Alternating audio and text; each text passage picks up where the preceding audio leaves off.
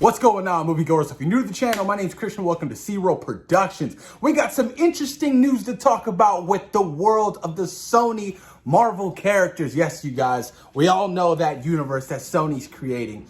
And this is very interesting news to talk about. Now, we all are excited for Venom, right? Venom Let There Be Carnage looks fantastic. Looks like it's going to be a lot of fun. It's a retro style type Marvel movie. And that's what I love most about it. I'm excited for Morbius.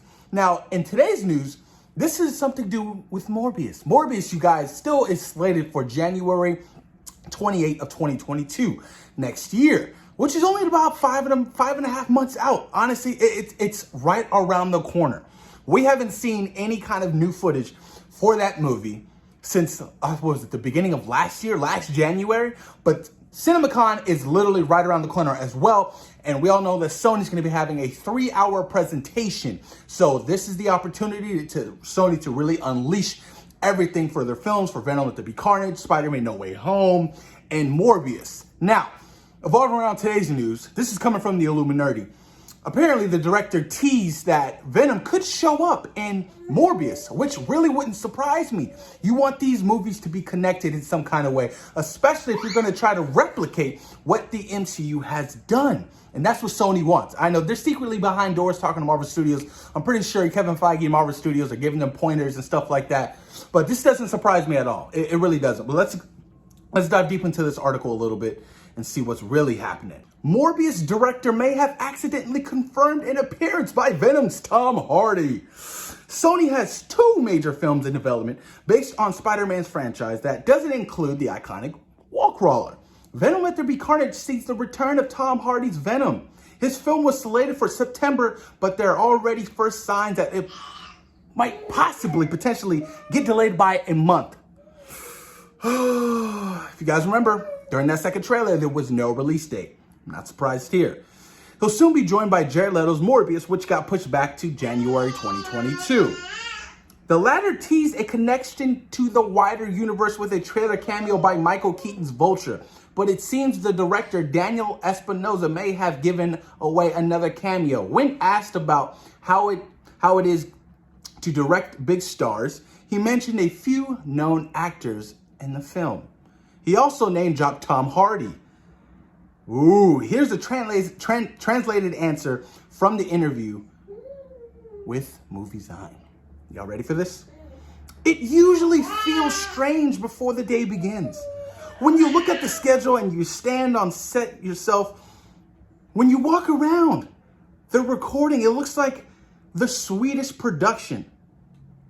But when you look at the schedule and read the names, like Michael Keaton, Jared Leto, Tom Hardy, then it feels cool and very exciting.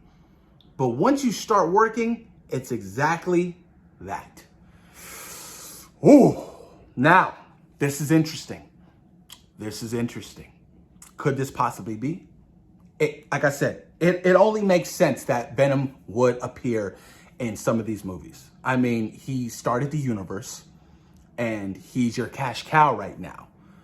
But Venom made close to $900 million worldwide. Venom Let There Be Carnage. We'll see how that happens. We're still in a global pandemic. We don't know what's the end result's going to be. You know what I mean? It's a lot of films are getting hit right now. A lot of films aren't making the millions upon millions that the studios really want. You know, because realistically, Fast 9 should have made $1 billion. You know, Black Widow should have made close to $700 to $800 million. You know, Suicide Squad, you know, that should have made, you know, north of, you know, 800 million. So it's kind of up in the air right now with movies being released right now in theaters, and it's kind of scary for these studios because they're taking big losses, especially Warner Brothers, because of their day-and-date release of releasing stuff on HBO Max and also in theaters at the same time. It's definitely it's hurting them.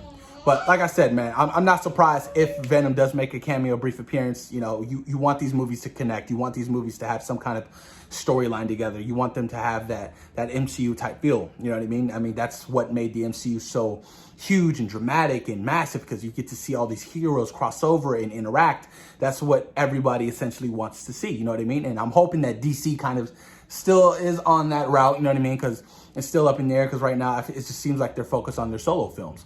You instead of having these movies connect in any kind of way. But not surprised. I want to see Venom. I want to see Venom in Morbius. I want to see Morbius cross over to the MCU. I want to see Morbius interact with Blade. I want to see a cameo appearance. Fuck a Venom appearance. Give me Mahershala Ali's Blade.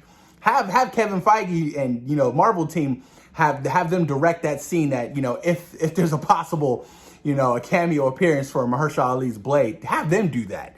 I much rather have a Mahershala Ali's Blade appearance in a Venom. I mean, it only makes sense. You know what I mean? Venom and Morbius, okay, cool. Venom and Blade, oh yeah, let's do it. The Daywalker, that's what everybody wants to see. Everybody wants to see Morbius. Everybody wants to see Morbius cross over with, the MCU and interact with Blade and Spider-Man. That's what I want to see. But post your comments down below. Let me know what you guys think about these interesting quotes from the director of Morbius. Thoughts and opinions, you guys. Do you think that Morbius is going to be delayed again? Let me know what you guys think. Post your comments down below. Peace.